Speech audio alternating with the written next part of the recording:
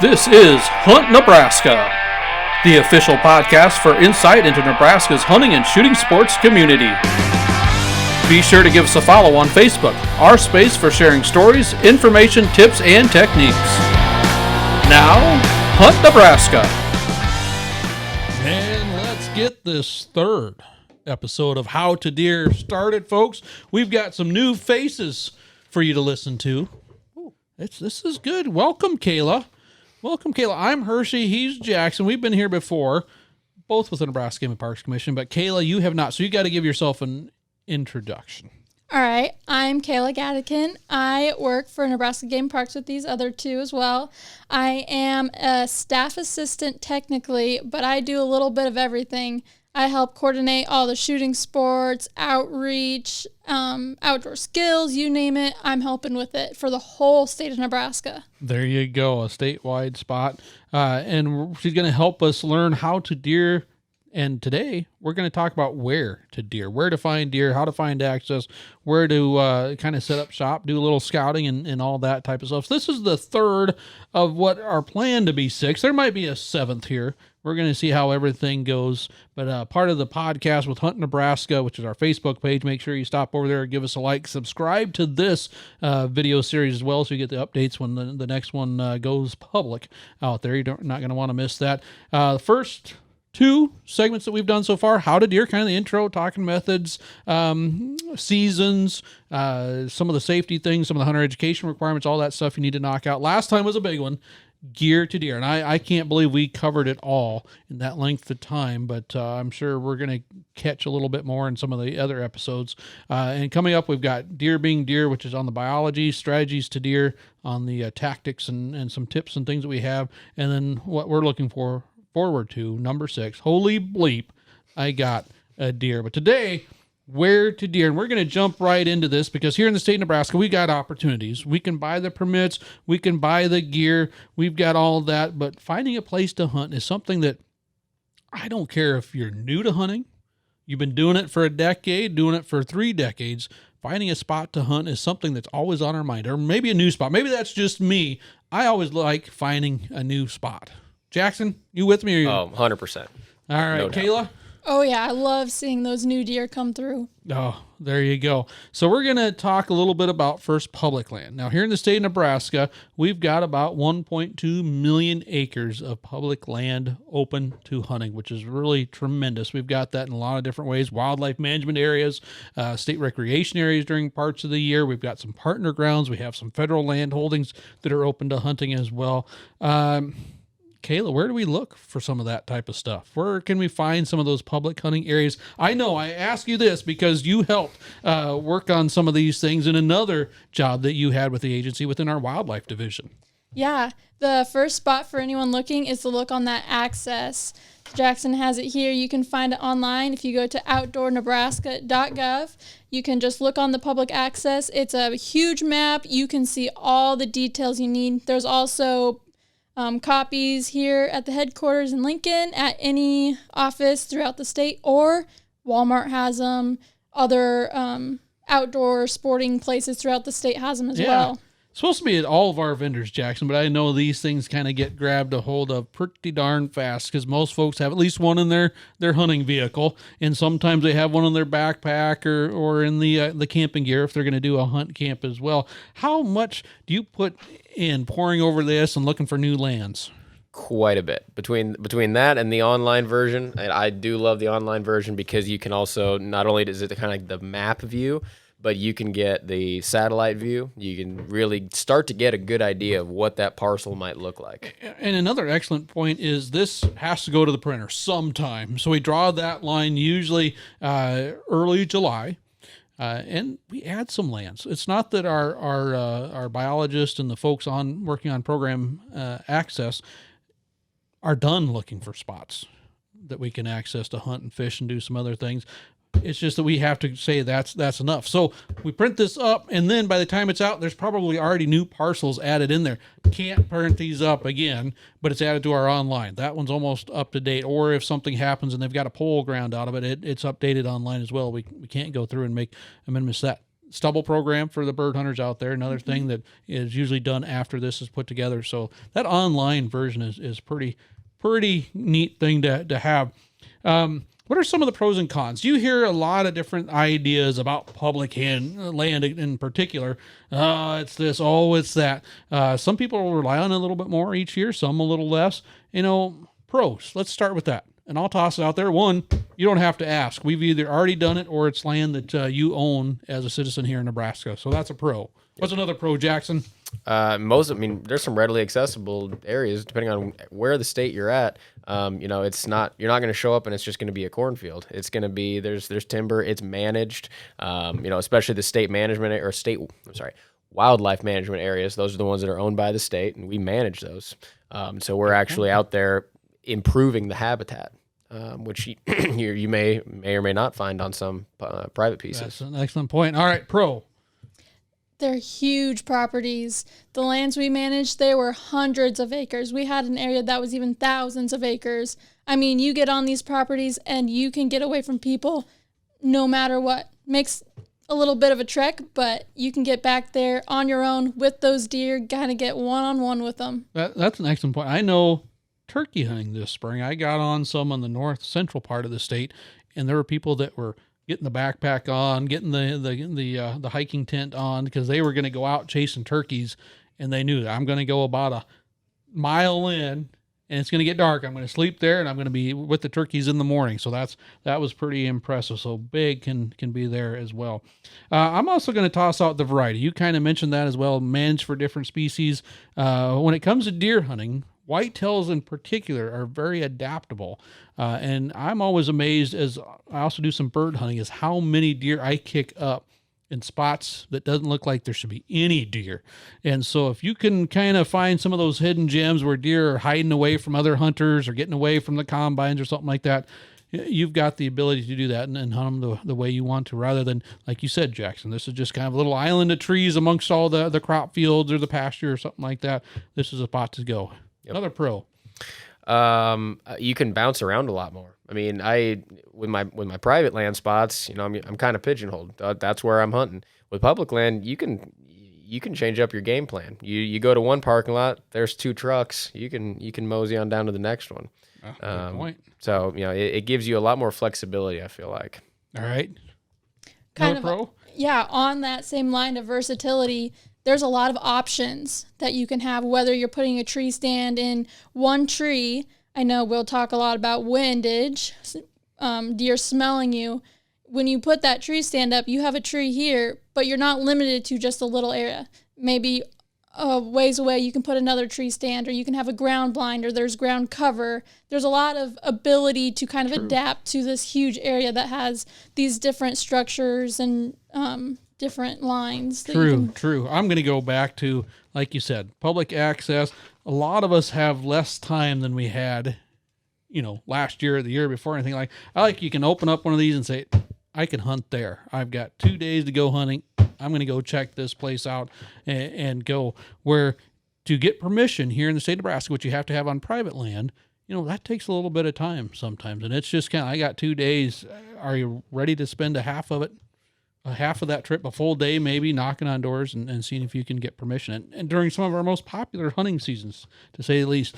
Now on the con side, is it true that all of these public lands are overhunted? No. The public land gets, there's a stigma, I guess. And I would say that for the most part, that is not true. I'll tell you right now, we were out hunting the first weekend of archery season. And I saw what would have been the biggest deer I'd ever shot. I didn't get him, but that was public land. He was out there. Where? You just need to circle that. Yeah, we'll talk after the podcast. Yeah, I'm sure we will. Yeah. I think it's one of those things that human nature, we try to think differently than others, but sometimes we think exactly like them. And there's always going to be popular spots because someone saw a big deer there, and the rumor kind of spreads, or, hey, this is the closest to this population center. So it's the easiest spot to hit. Yep. It's amazing how there are some spots that people do completely overlook at times, and you might have that spot to yourself or just a few others out there, and it can be done safely. There's no doubt about the demand for these areas. At 1.2 million acres doesn't mean that it's going to be hunted evenly by any means. So having access to other stuff out there as well. What about, well, you kind of blew a hole in my next one. That's, well, nothing on those public lands are big. It's all the small young deer, the fawns, the little bucks and things like that. There's some big deer on our public lands, and in some cases, plenty of does. Now, pressure, it might be a little bit more than public land or private land, but they still use it. They still need that. Sometimes it's the shelter. Sometimes it's cold weather that brings them in, or the food sources that are gone off that private land but found on public lands as well. So what are some other cons you sometimes hear that might not be true when it comes to hunting public ground?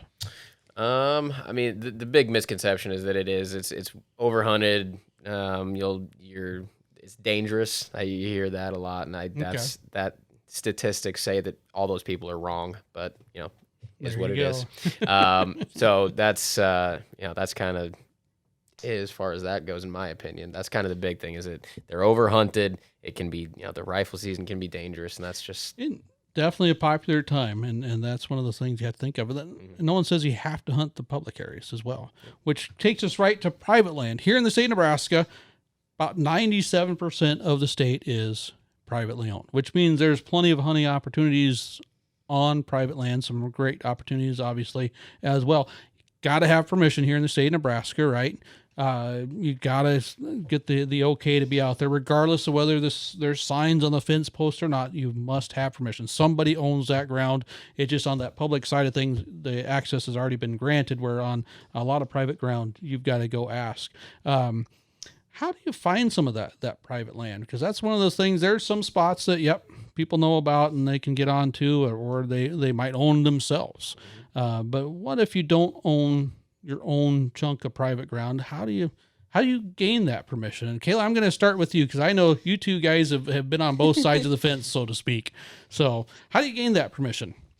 I rely really heavily on OnX or any online mapping software. I like OnX because it gives me kind of landowner names and where their property lines are.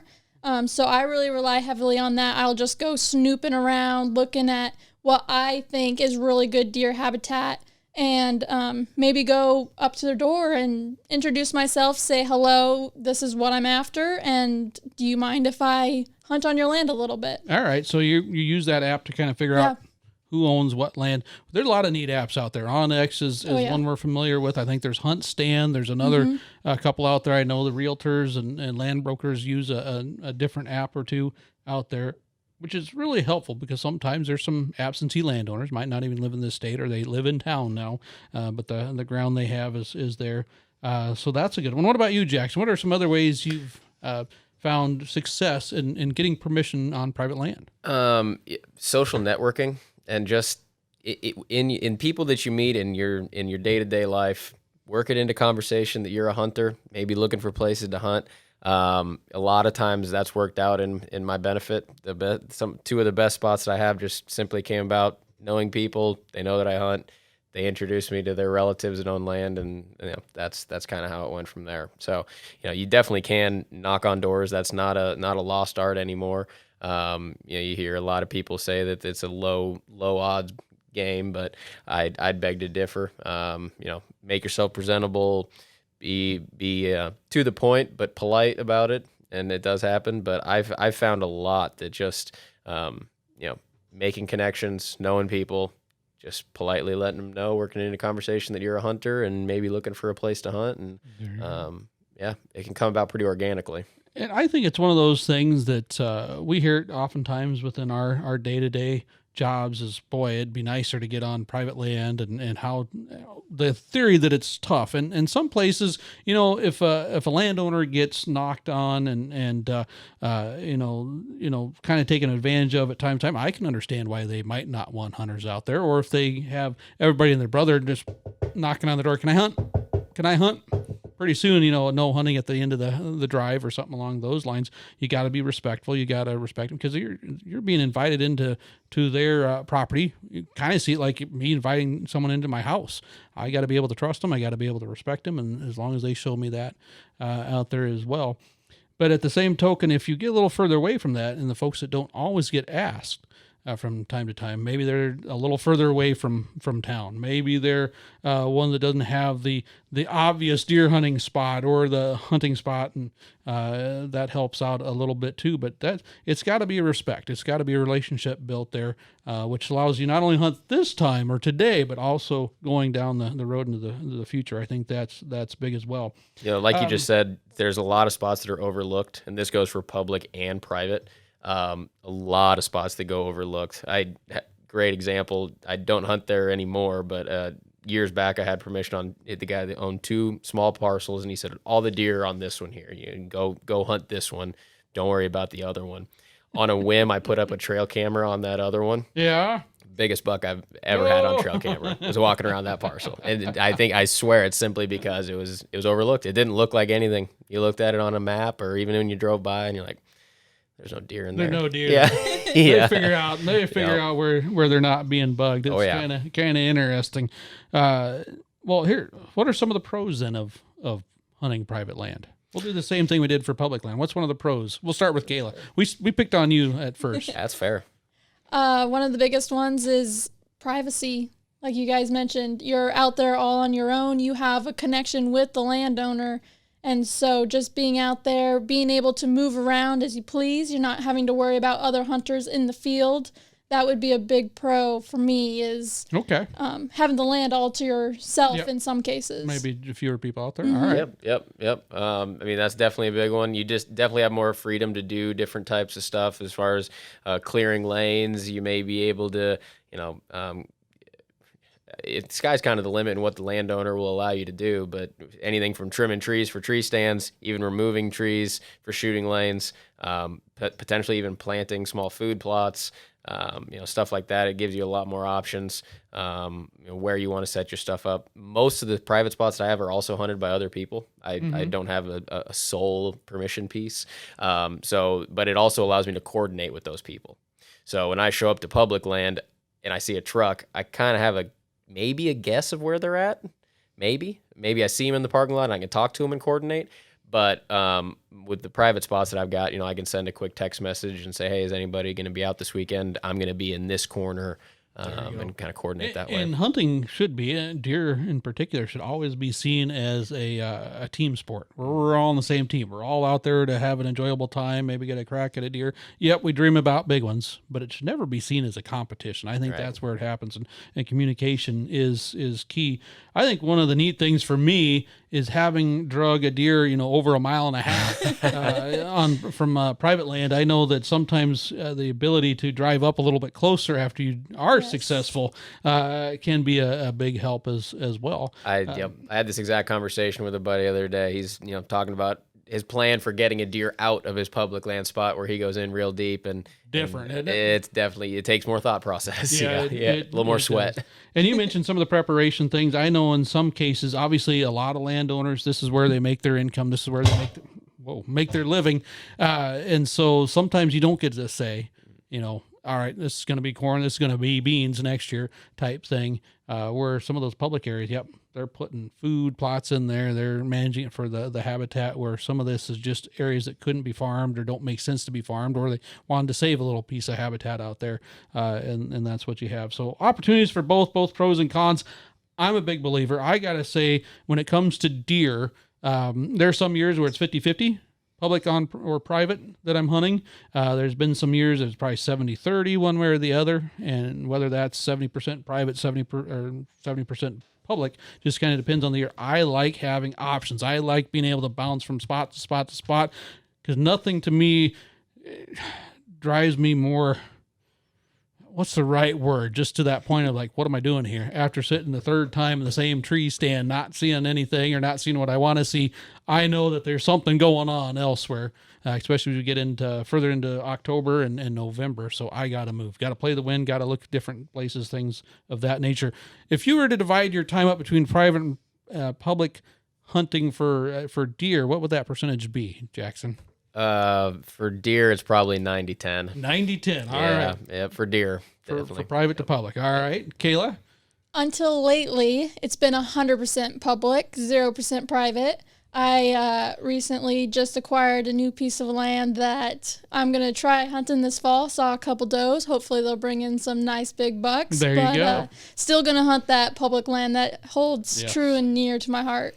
Yep, I'm with you. I know last year deer came off a public, and I saw more deer on public than I did the private spots, which is kind of fun. Now, so let's say we've got that taken care of. We know where we're going to hunt, whether it's public or private. We've got access. We've got the green light to go out there and start hunting.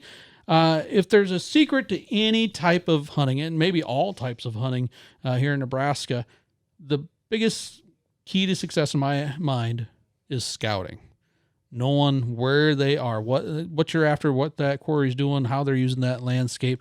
So how do we do that? We got to walk through that because I think that's important. Like we said, just like not all public areas or private areas are hunted, uniformly. Deer don't move across these areas uniformly. It's not like, all right, I got 100 acres and there's 100 deer. They're going to one in every acre. It doesn't work that way at all. And by the way, that's a high deer density. We don't have that here in Nebraska. But at the same token, getting to know that land, how you do it. Where do we start? Let's say, we're going to go out this fall deer hunting. I've got my piece of property. Where do we begin, Jackson? Well, I'll start backwards here, and I start scouting after season. That's my absolute favorite time to scout is early spring. Is before all the stuff, before everything greens back up and gets lush again. That is my favorite time to scout, hands down. Right. I probably learned the most about the deer woods from that time. All right, so it's a year-long endeavor. Mm-hmm.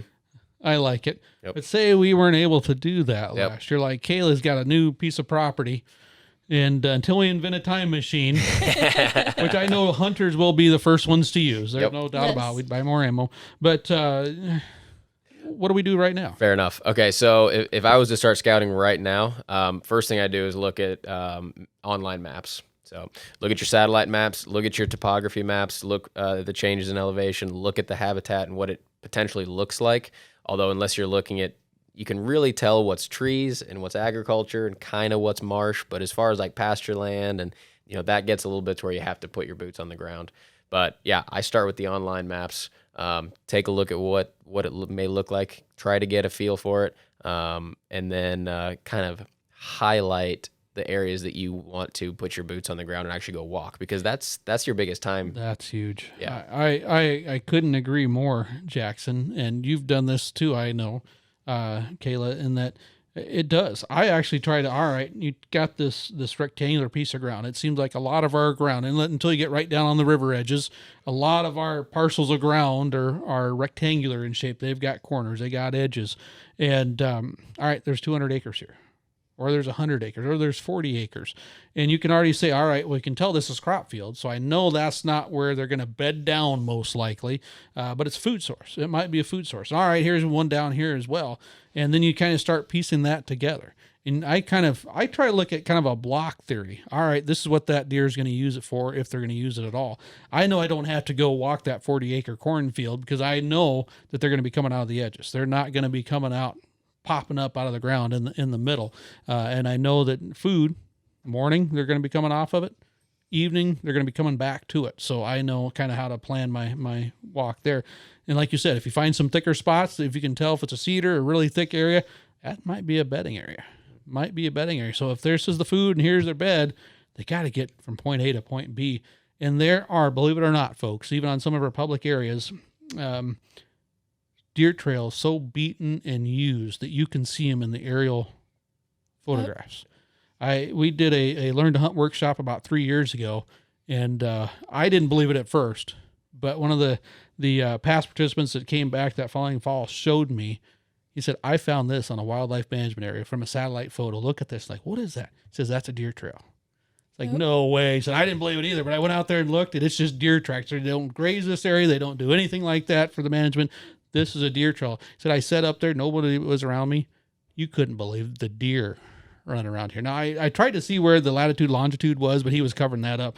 But it is pretty impressive. But it saves a lot of boot leather, because otherwise you're walking that whole area. Mm-hmm. And sometimes I'm one of those old school guys that if I think it's a bedding area, the last thing I want to be doing right here before a season is just scouring that area. Tracing through it. It's just like us. You can have some folks visit you in the living room. You can, take them to the dining room, have Thanksgiving dinner or something like that. But as soon as they invade your bedroom, it's off. This is awkward. Let's get out of here type thing. And deer are the same thing. That's where they have to feel the most secure. Yeah. In my opinion. So you take a peek at that, you get an idea, and then, Kayla, what are some of the things you'd be looking for when you go to burn that boot leather, as Jackson said, and walk the ground? Yeah, I really like to go out after a really heavy dew or in the mornings or after it rains. You can tell where something has walked through. You can see those paths. And then I start on those and kind of scout out from there. I'm looking for rubs. I'm looking for where maybe it's grazed a little bit. Poop. I love seeing poop. I bring my dog and he finds it for me too. So, I bet he does. Yeah. Yep. As long as you're fast, get that out. Spit that out. Yep. So I love going out after rain. You can see all the frequent activity, those fresh footprints in that dirt. You can see kind of where they've walked through a grassy area. The dew's not there. And it kind of helps tell you kind of where they're moving at, where they've been from. And it helps you kind of pinpoint, okay, definitely they're not over there. They're over here. I can focus more energy over here. And that's kind of what you were talking about earlier with that late winter season, the post-season scouting out there. I love snow. And I like to muzzleload hunt. I like some of that late season when it's really cold. But snow, the cold weather gets them moving, but that snow betrays where they are and where they aren't. You're exactly right. Sometimes finding out where they aren't is just as important as finding out where they are. Because I've had some beautiful looking spots that I just hang a stand. And then I sit there and don't see anything. I sit there and I just convince myself this is too nice. This looks just too textbook for that not to be the deer. But they don't want it. They've got someplace else that's better for their needs and staying alive and that works even better for them. That's where you want to be. You don't want to be in some place that just pictures well. You want to see deer in that spot.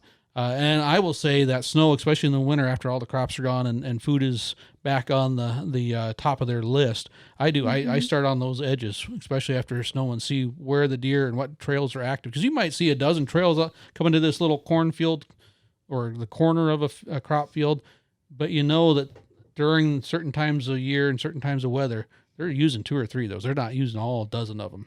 Just like we said, it's not uniformly spread across.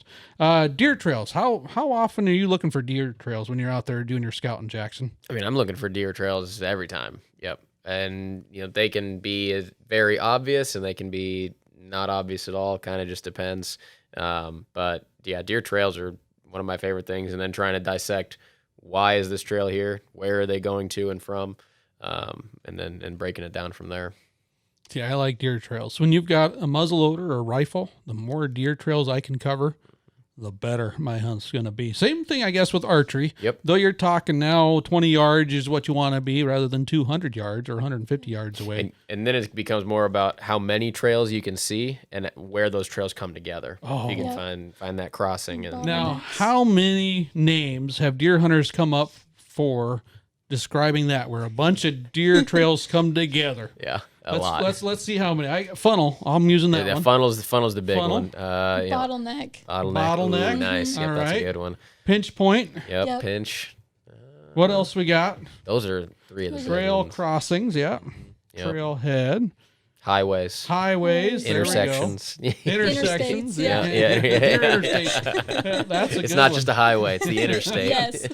Because one thing that a bow hunting gentleman that I knew years and years and years ago that really stuck with me, and to be honest with you, we didn't really know each other. He just knew I was kind of getting into archery hunting for deer a little bit, and he said just kind of what we talked about.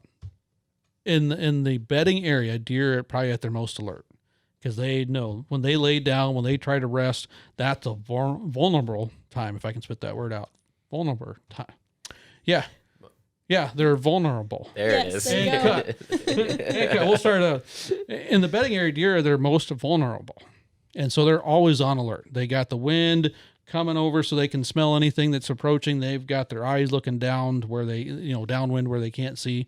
When they're feeding is another time that they'll stop and look and watch that field and look and see. And sometimes it's not even until after dark where some of those deer will come out because they don't feel like they're safe enough. They want to be less visible out there. So they'll stage back there and stay out of that.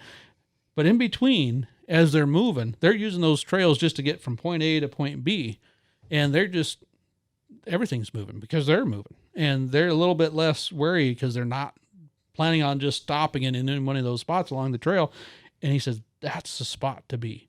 Be where they're not as nervous. Be where they're not paying as attention or they can't pay as much attention to. Because when they stop and look around before they bed down or before they come out to food, they're looking for danger. They are keyed up because any little sign of danger and they're not going into that spot. But where they're moving back and forth, and you kind of think about it when we commute back and forth to work, at work we've got to be on. We're thinking, we're planning, we're doing stuff that we're supposed to. Once we get home in the evening and all that stuff, we're kind of relaxing. We want to feel comfortable there too. But driving, you got the radio on, you're listening to this podcast, you're doing whatever, and it's kind of like, yeah, I'm paying attention, but I'm driving. not really doing a lot of observation out there. So I look at those, and any place you can get more of those going back and forth, especially as the rut kicks in. Mm-hmm. The more deer are up on their feet, the more likely they're going to come down on some of those trails. And if you cover a few, so much the better. What other things are we looking for when it comes to scouting before we hunt? Anything else you can think of? I use trail cameras a lot, so this time of year I'm looking for scrapes. Oh. I really like putting trail cameras on scrapes. You get a good idea of what bucks and how many bucks are in the area, and does use them too. Good point. So, scrape. So for those who don't know what a scrape is, it's kind of like a scent signpost. So deer will, they paw the ground to bare dirt. You'll kind of see like an oval of just bare dirt, and usually there's an overhanging limb about chest high. And they get their scent glands on both the ground and up above them. And, kind of lets deer know who's in the area, who's been there when, and stuff like that. Yeah, that's an excellent point. And who doesn't? You mentioned already, we got you on tape now saying you like poop. Yeah. But who doesn't like seeing more deer tracks, the better. The more scrapes, the more rubs where they've rubbed up against trees and kind of scraped the bark off. And the more of that you have, the more confident you feel, the more I'm going to see stuff here. And when you think that, when you're sitting in your blind, when you're sitting in your tree stand, you're more awake. You're more, this is going to happen. I just have to be ready for when it is. So that confidence builds and you're more successful when you're confident. There's a lot of research into that. So that's an excellent one.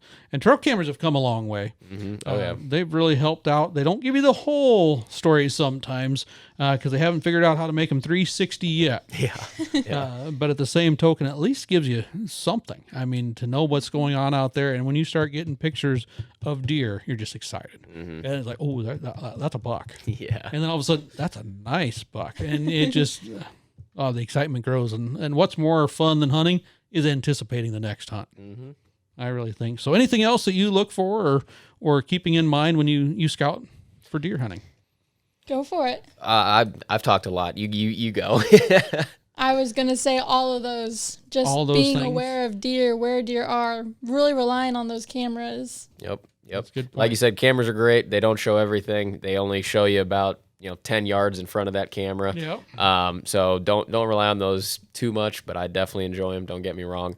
But the other thing I think about when I'm scouting is access. And a lot of people don't think about this, but how to get in and out of your spot without bumping deer and ruining your hunt before it starts. Yeah, excellent point. Got a couple things on that.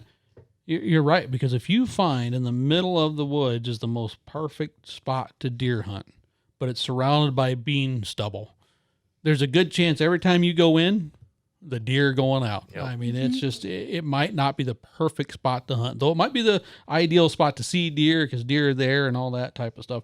Been there, I think, especially early on in my deer hunting career.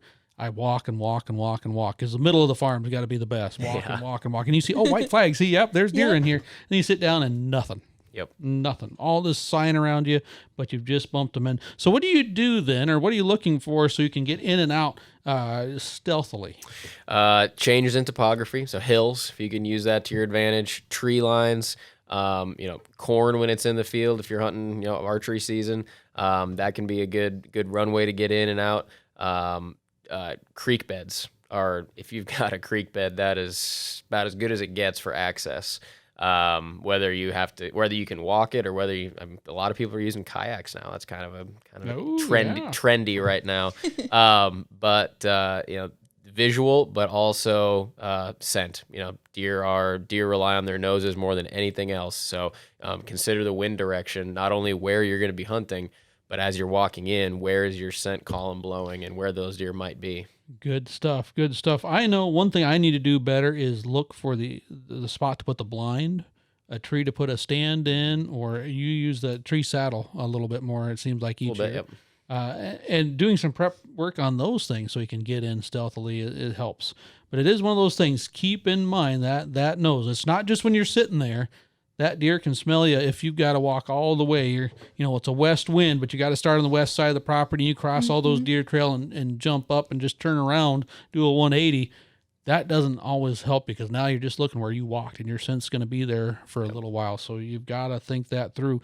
And I know one of the things a lot of deer hunters do, and we get some guff from it, is we might have several blind spots or even in a small section of timber or where we think we'll see deer, we might have 3 or 4 stands, just so with different winds, west wind, north, south. And the one that always drives me nuts, because I just think we don't get many winds from the east, but every deer season we get that day I can hunt and it's an east wind and I'm scratching my chin thing.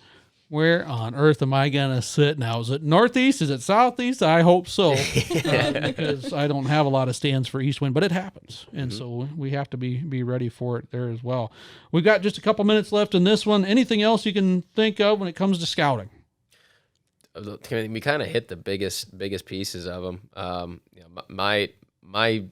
The thing I stress to people the most is it's a year-round thing. Scouting isn't just, and the summer is almost when I scout the least, because that's when everything's growing, the foliage is everywhere. It's harder to see those deer trails. They're not making as much sign. Obviously, they're laying down tracks and pooping, but so there is sign out there, but not nearly as much or as visible at other times of the year. And you think about it, when's the easiest time for a deer? Probably that's spring through early fall, and they're spread out. They're taking advantage of the resource. That's part of their adaptation, is they're not just grouped together, whereas the resources become smaller and smaller, they have to group together. Now, some areas this year, it's dry, and it will be each and every year in some areas, and some other areas wet. That might have gotten changed a little bit as they look for water sources. However, it's one of those things, it's hard to see sign. I mean, some of the best trails you have in the summer probably don't look like much of anything. But things change pretty quick. My big thing for scouting is just go do it. Don't wait necessarily for the perfect weather. When you have time, go do it. Keep in mind, deer season, if it's open already, especially on some of those public lands, there might be some other hunters out there. I try to do some stuff. Again, I try to avoid bedding areas, which to me, those deer are going to be in more often than not in the middle of the day. So I'm going to be out there during that time, avoiding the bedding area, but kind of doing some other recon around there, whether it's private or public land, not to bump them. So, Kayla, you get the final word. Final word, what would you say? Somebody that's new to deer hunting and on the topic of scouting, what would it be? Your one big piece of advice. Follow your gut. Oh. If you think deer are there, sit there. What the heck? You might walk by. If they don't, switch it up the next time. I mean, your gut never lies to you. So really follow that instinct of, if you think they're there, you're seeing the signs, there's a good chance they are there. I like it. Your first impression is usually one of your best. It really is when it comes to hunting, and as you get more experience, even and more so. But yeah, that's good stuff. All right, guys. Well, this is the end of our third of the series of 6 here on how to deer in Nebraska. I appreciate you joining us, whether that's on online audio or checking us out on the video there on YouTube. But next time when we get together, we're going to get into a little bit more deer bearing deer, how they go through the season, what they need to do. It's kind of biology of a deer and how what they do, how it helps you, and what you got to keep in mind as we hunt. But again, folks, jump on Facebook, give Hunt Nebraska a like. That's where you're going to get all the insights on hunting from the game and parks and from the experts around the state of Nebraska, and find other like-minded hunters here in our wonderful state of Nebraska. And also, don't forget to subscribe to our Hunt Nebraska podcast, including the How to Deer series, where you're going to get the lowdown on every time we post a new podcast here on our channel. So check it out. We'll see you guys next time. Hunt Nebraska, brought to you by your Nebraska Game and Parks Commission.